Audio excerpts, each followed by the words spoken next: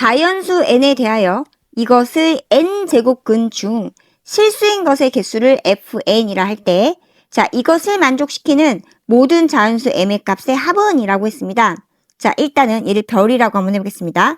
n제곱근에서 n이 홀수냐 짝수냐에 따라서 실수인 것의 개수가 결정이 되죠. 이런 이야기입니다. 그 n제곱근을 x라고 한번 해볼게요. 그러면 x를 n제곱해서 별이 나온다는 이야기가 될 건데, 얘는 n이 홀수가 되면요 무조건 n제곱근 이 값으로 항상 몇 개가 돼요? 한 개가 됩니다. 그런데 n이 짝수인 경우에는 이 값의 부호에 따라서, 이 값에 따라서 달라지는 거죠. 자, 무슨 말이냐? 별이 양수가 되면은요, 그러면은 이때 실근인 것은 몇 개예요? 2개가 됩니다. 그 실수인 n제곱근은요, 별이 0이면요, 그러면 0 1개가 되는 거죠. 그런데 이 값이 음수인 경우에 n이 짝수면은 실수인 것은 존재하지 않습니다. 그러므로 0개 이렇게 생각을 하고 출발을 해줘야겠죠. 홀수일 때는 무조건 1개가 되는 거니까 n이 3일 때부터 한번 시작해 볼게요. 첫 번째. 자, n이 3일 때 그러면은 결국 n 빼기 얼마?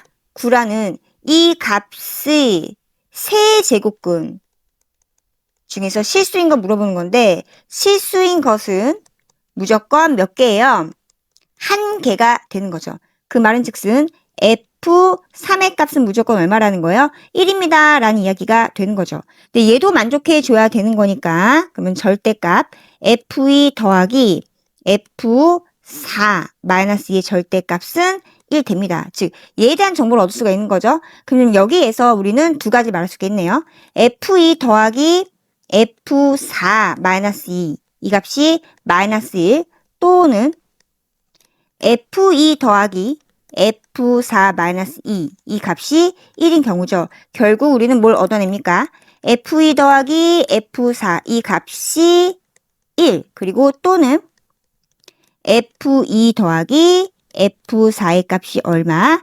3인 거. 이거는 좀 이따 확인할 때 쓰이겠죠? 기억이라고 할게요.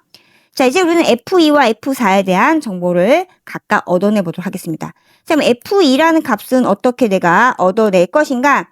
자, n이 1일 때가 되는 거잖아요. 결국 n-6. 자, 이거 셋 다 달라지는 거죠.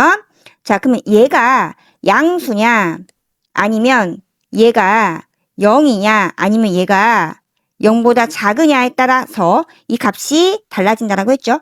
자, 얘가 양수일 때는 f2의 값이 얼마가 돼요? 그래서 2개가 되죠. 0일 때는요, 이 값은 1개입니다. 자, 그리고 얘가 음수일 때 얘를 별로 보면 되겠죠. 그러면은 그 실수인 것의 개수는 0개가 됩니다. 자, 그래서 이건 n이 얼마일 때 한 거예요? 이걸 지우고 생각해 볼게요. 얘는 우리가 n이 얼마일 때? 2일 때, 즉 f2의 값을 알아본 거다라고 하시면 되겠습니다. 같은 방법으로 하면 세 번째, 자, n이 얼마일 때요? n이 4일 때 마찬가지로 그러면은 4를 대입하는 거니까 n-12가 양수일 때 이 값이 0일 때 얘를 별로 보시면 돼요. 이렇게요. 이 값이 0보다 작을 때에 따라 달라진다라고 했죠. 자, 그럼 요때에는요. f4의 값이 얼마가 되죠? 2가 되고요. f4의 값이 이때는 1이 되고요.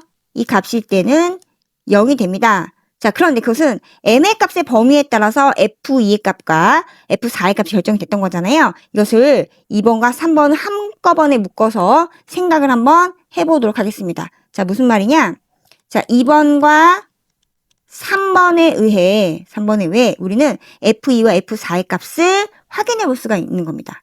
이거에서 f2 더하기 f4의 값이 범위에 따라 달라질 건데, 자, 그것을 알아보도록 하겠습니다. 경우를 나누어서 생각하면 되겠죠?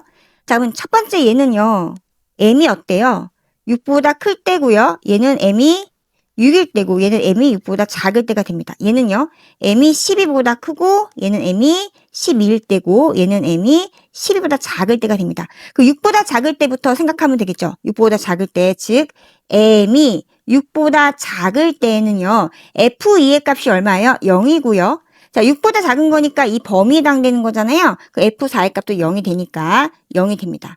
자, 이번엔 m이 6일 때 상황을 확인해 볼게요. F2의 값이 얼마죠? 1이고요. 6일 때니까 이 범위에 해당되죠? 그럼 F4는 여전히 얼마가 돼요? 이제 0이 되네요. 그래서 얘는 1 됩니다.